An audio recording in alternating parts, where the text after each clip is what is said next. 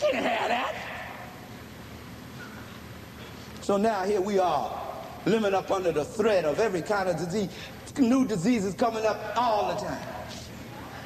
I know it sounds like racism in reverse, but I'm going to say it, and I hope you don't hold it against me. The man is a disease himself.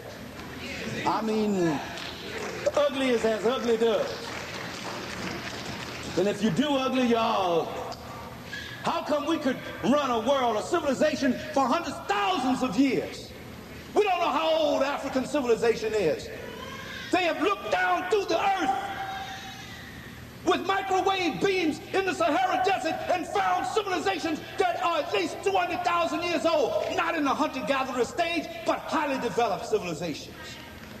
They found iron-smelting mines that date back over 100,000 years. What kind of technology, what kind of knowledge do you have to be able to smelt iron?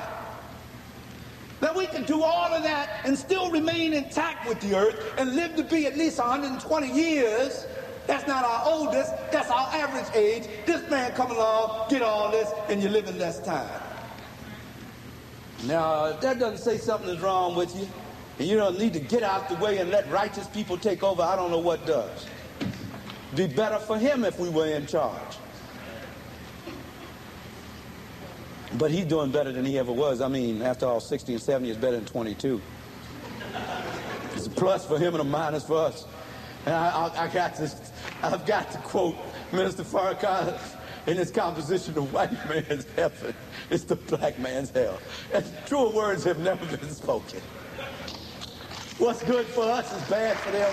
What's bad for them is good for us. Truer words have never been spoken. Because ever since he's been enjoying, I've been in hell.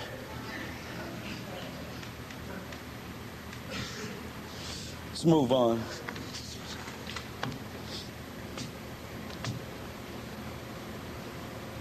Here is one of the Kandaki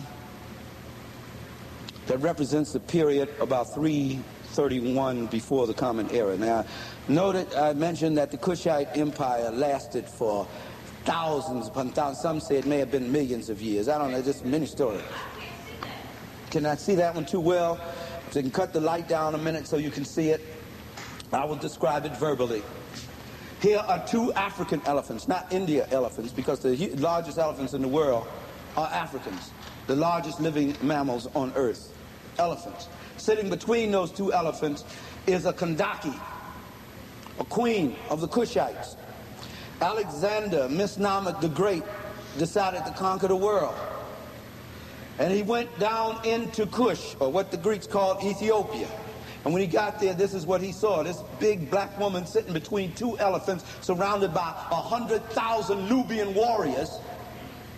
You can turn the light back on now if you wish. 100,000 Nubian warriors who had in their hands these bows that could only be shot by them. They were so strong.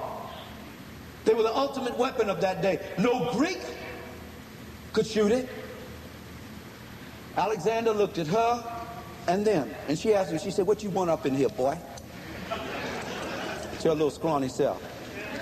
And history tells us that Alexander went north, south, east, and west, but he was bisexual, mostly homosexual.